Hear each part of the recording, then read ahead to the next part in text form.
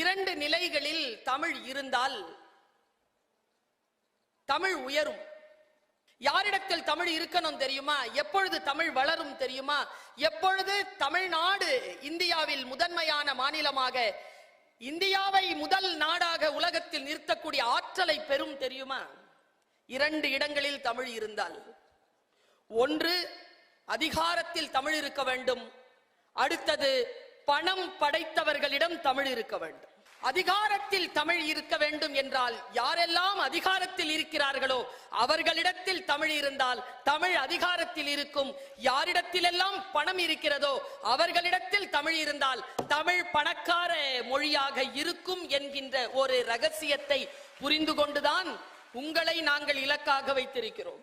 இந்த அரங்கத்தில் வீற்றிருக்கக்கூடிய நீங்கள் தான் வருகின்ற 75 ஆண்டுகளில் தமிழ்நாட்டில், இந்தியாவில், உலகத்தில் அதிகாரிகளாக இருக்க போகிறீர்கள், பணம் படைத்தவர்களாக இருக்க போகிறீர்கள்.